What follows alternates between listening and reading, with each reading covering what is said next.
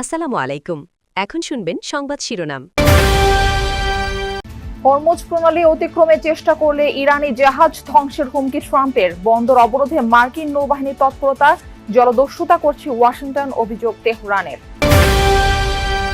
বাংলা সনের প্রথম দিনে কৃষক কার্ডের উদ্বোধন করলেন প্রধানমন্ত্রী তারেক রহমান। কৃষকদের আত্মনির্ভরশীল করার লক্ষ্য, প্রণোদনা পাওয়াদের কণ্ঠে আনন্দ বার্তা। থেকে তীব্র রোদেও তেলের পাম্পগুলোতে গ্রাহকদের দীর্ঘ অপেক্ষা, চাহিদা মতো জ্বালানি না পাওয়ার অভিযোগ। ফুয়েল পাসেও মিলছে না স্বস্তি। কুমিল্লায় ট্রাক খাদে পড়ে প্রাণ গেল ধান কাটার 7 শ্রমিকের। প্রত্যক্ষদর্শীদের অভিযোগ, চালক নয়, গাড়িটি চালাচ্ছিলেন হেলপার।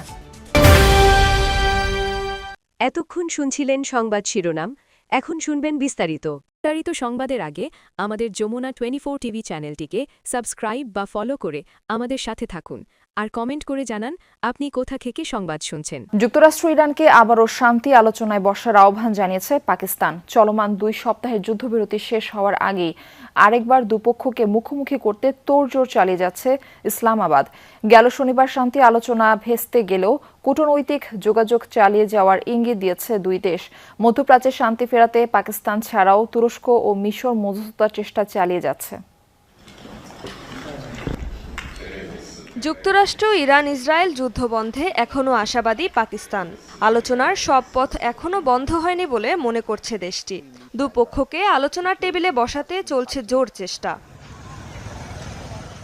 নাম প্রকাশে অনিচ্ছুক 2 পাকিস্তানি কর্মকর্তা জানিয়েছেন, চলমান 2 সপ্তাহের যুদ্ধবিরতি শেষ হওয়ার আগেই ওয়াশিংটন তেহরানকে আবারও মুখোমুখি করার চেষ্টা করছে ইসলামাবাদ। একই প্রচেষ্টা মিশর ও তুরস্কেরও। এদিকে ইরানের সাথে আলোচনা নিয়ে ইতিবাচক ইঙ্গিত দিয়েছেন মার্কিন ভাইস প্রেসিডেন্ট জেডি ভ্যান্স। তবে বরাবরের মতোই জুড়ে দিয়েছেন বেশ কয়েকটি শর্ত। বলেন, শেষ পর্যন্ত একটি চুক্তি হবে কিনা তা তেহরানের উপরই নির্ভর করছে। তার ভাষ্যমতে, যুক্তরাষ্ট্র এমন একটি সমঝোতায় আগ্রহী যেখানে ইরান একটি স্বাভাবিক দেশের মতো আচরণ করবে, আর তাদের অর্থনীতিও স্বাভাবিকভাবে চলবে। আর ইরানকে স্বাভাবিক অর্থনৈতিক কাঠামোয় ফিরতে হলে অবশ্যই পারমাণবিক অস্ত্র অর্জনের চেষ্টা থেকে সরে আসতে হবে।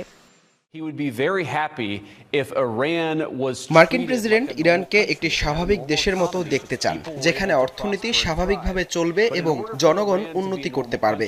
তবে এজন্য তাদেরকে আগে পারমাণবিক অস্ত্র অর্জনের প্রচেষ্টা বন্ধ করতে হবে, আর সরে আসতে হবে সন্ত্রাসবাদের পথ থেকেও। এসব শর্ত পূরণ হলে একটি বড় ধরনের সমঝোতার সুযোগ তৈরি হতে পারে। পরবর্তী পদক্ষেপ এখন ইরানের উপরই নির্ভর করছে। হরমুজ প্রণালী নিয়ন্ত্রণকে ঘিরে সামরিক উত্তেজনা তুঙ্গে যুক্তরাষ্ট্র ইরানের মধ্যে। কৃষকদের আত্মনির্ভরশীল হিসেবে গড়ে তুলতে কাজ করছে সরকার। কৃষক ভালো থাকলে দেশের সমগ্র মানুষ ভালো থাকবে। টাঙ্গাইল থেকে 11 উপজেলায় কৃষক কার্ডের উদ্বোধন করে কথা বললেন প্রধানমন্ত্রী তারেক রহমান। দুপুরে টাঙ্গাইলের শহীদ মারুফ স্টেডিয়ামে কৃষক কার্ড বিতরণ কার্যক্রমের উদ্বোধন করে তিনি বলেন, কৃষি নির্ভর এলাকায় কৃষি পণ্যের প্রক্রিয়াজাতকরণ কারখানা প্রতিষ্ঠা করা হবে। ফসল নষ্ট হওয়া ঠেকাতে কোল্ড স্টোরেজ প্রতিষ্ঠার কথা জানান তিনি। প্রধানমন্ত্রী জানান, আগামী 5 বছরে পর্যায়ক্রমে 2,75,00,000 কৃষকের মাঝে কৃষক কার্ড পৌঁছে দেওয়া হবে।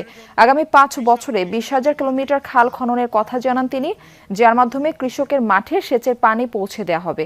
এখন দেশ গড়ার সময় উল্লেখ করে তারেক রহমান বলেন, নারীদের স্বাবলম্বী করতে পারলে দেশ এগিয়ে যাবে। এজন্য আগামী 5 বছর সকল নারী প্রধান পরিবারের কাছে ফ্যামিলি কার্ড পৌঁছে দেওয়া হবে। 11টি উপজেলায় পাইলট প্রজেক্ট হিসেবে আমাদের কৃষক কার্ড প্রদানের অনুষ্ঠানটি হচ্ছে। প্রায় 22,000 কৃষককে আমরা প্রথম পর্যায়ে এই কৃষক কার্ডের সুবিধা আমরা তাদের কাছে পৌঁছে দিতে চাচ্ছি। 2,75,00,000 কৃষকের কাছে পর্যায়ক্রমিকভাবে আগামী 5 বছরের মধ্যে পর্যায়ক্রমিকভাবে আমরা কৃষি কার্ড তাদের কাছে পৌঁছে দিব। এই দেশের কৃষক যদি বেঁচে থাকে, এই দেশের কৃষক যদি ভালো থাকে, তাহলে সমগ্র বাংলাদেশ ভালো থাকতে পারবে। এই কাজের আগে কোনো মূল্যায়ন সম্মান ছিল না।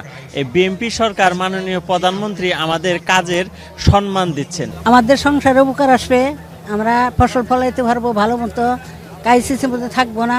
হয়তো কৃষি কার্ডে যদি টাকা পয়সা যাই কিছু দেখ, আমরা কৃষি কাজে খরচ করবো, নিজের অর্থটা খাবো। আমাদের অনেক মনে খুশি লাগতেছে, সরকার আমাদের এরকম উদ্যোগে ডাকছে।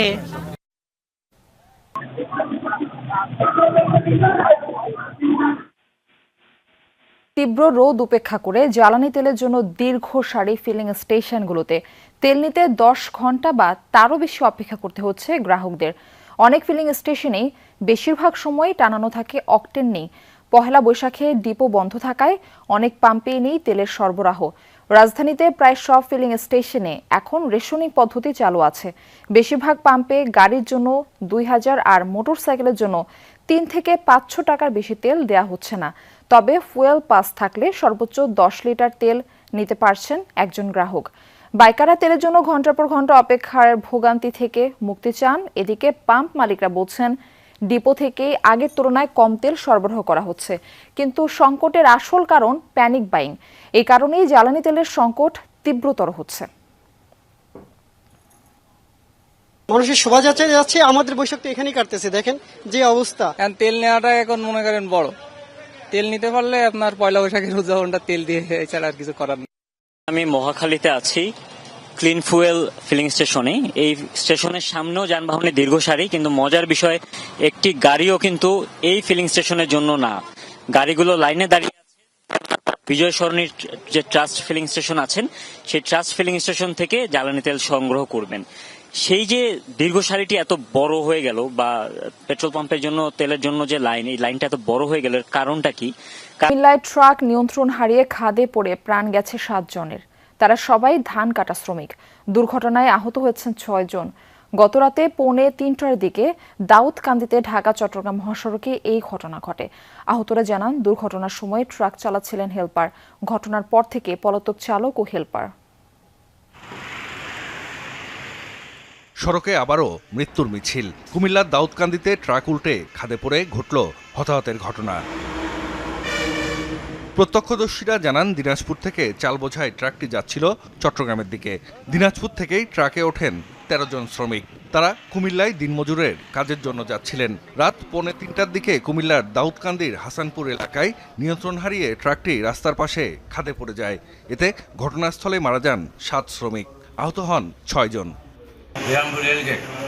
ওখান থেকে 13 জন উঠছি, ঘুরে বন্ধু আইছি ভাই, কোনো সমস্যা নেই। মেঘনা ব্রিজ আইছে, আমার তো ভরা টরা সব তুলে নিল, নিয়ে ওখানে গাড়ি ওজন দিল। ওজন দেওয়ার পর আমাকে গাড়ি তুলেছে, মেঘনা ব্রিজ পাড়া, ডাক্তারি ব্রিজ পাড়া, এই পাশে আছে এই ঘটনা। কাজের উদ্দেশ্যে আসছিল, কাজের উদ্দেশ্যে আসার পর এই যে সকালে আমি শুনলাম আর কি যে মারা গেছে। দুর্ঘটনার সময় ট্রাকটি হেলপার চালাচ্ছিলেন বলে জানিয়েছেন আহত শ্রমিকরা। ঘটনার পরপরই পালিয়ে যায় চালক ও হেলপার। হেলপার চালাতে গাড়ি। আমরা বলি সড়ক দুর্ঘটনা নিহত, আমি বলি